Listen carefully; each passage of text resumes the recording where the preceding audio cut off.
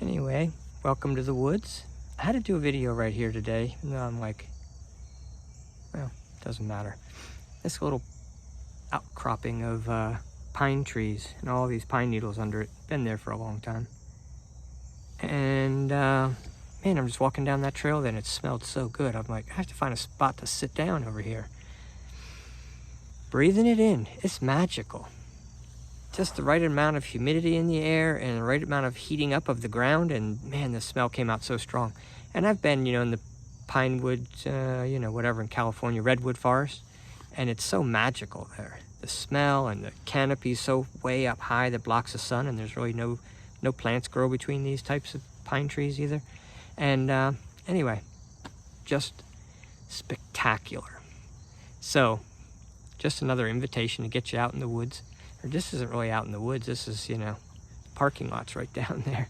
So, anyway, that's why there's a wall here and this cute little barn. And it has a little wall out here.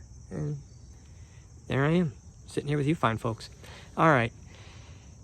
So I didn't really have my head wrapped around what I was going to talk about, but I'll tell you what was going through my mind before I had to stay in this smell. I might get distracted. All right.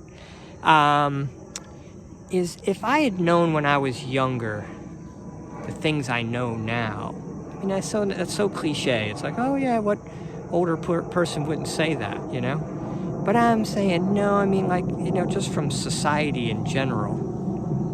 The basic premise I got growing up was, money's the root of all evil, but you need to make it, and you need to not want it, and and it's just like, I don't know what. It's all funky. And growing up Catholic, we got our share of, indoctrination. And, but I think underlying other people didn't grow up with that language, don't talk about it. The Ten Commandments even is a topic that a lot of people just don't ever even talk about. And I'm only bringing it up here to say, there's no such thing as the Ten Commandments. There's no other being out there commanding us to do something and we're breaking all the rules. How does that make any sense at all? So there are 10 ways of being, but nobody wants to correct the interpretation because that's just one little example of how if you're in a funky vibration, you're going to misinterpret the whole world. Not misinterpret it. You're going to interpret the way to what matches your frequency. You can't change that. And that has a lot to do with where we were in the galaxy. But we came 24,000 years around the galaxy. We go on planet Earth, spinning around the sun and all the planets spinning around us in our little solar system. That's spinning around the galaxy. So that takes 24,000 years. And at certain points in it, it's really tricky. And it's very low vibration of the planet. It's tough for us to know who we really are. So we don't know how to use the tool that we have in our head. And we don't have a sense of the vibrational reality of everything around us. But that's changing right now. And that's why we have Martians, aliens, energies from other planets assisting us, because there's a lot of struggle right now on our planet. And we're not getting into frequency harmony with the environment, with each other, with the collective consciousness, with the force, with the, whatever, your own ethers.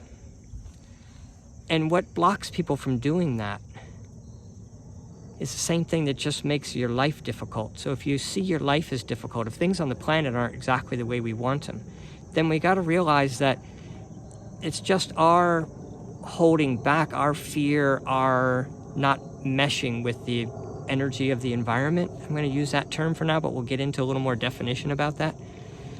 But when you're not in that synchronization with your environment, being everything that occurs in your life, your job, your employment with others, the way you treat other people, the way other people treat you, which really always just comes down to how you treat yourself.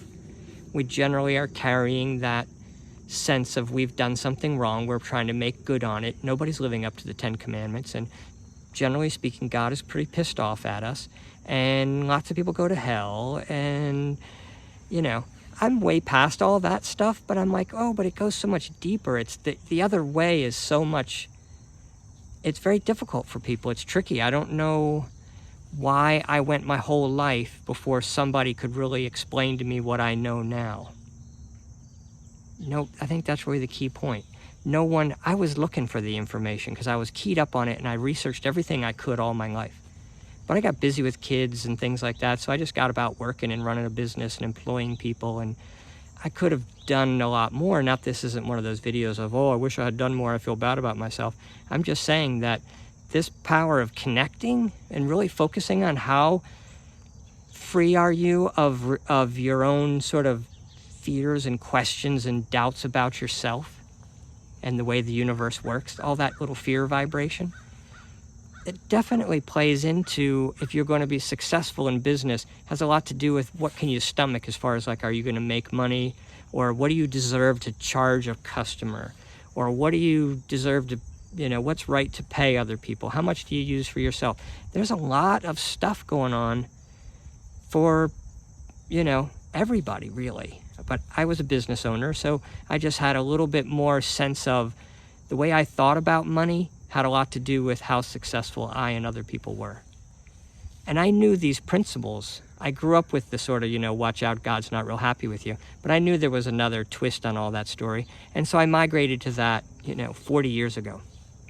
But I really had to sort of search it out. I never had a person come to me. I guess my point with that is to say that I had a sense of, I wondered about this. So I was looking for it in people. That oneness with your environment, the saints have talked about it. I didn't bring my water with me. I have no backpack. That's why I'm holding my phone today, kicking it old school. But, I just fell on this rock here and had to stop and take in the smell. So I think I do need to finish this point, though. So if you're trying to figure out what is it that I'm doing differently, is this connecting to who you really are, your higher self, I think nobody does it better than Abraham Hicks. And that's be my last message just in case I die, because I gotta get a drink of water. See ya.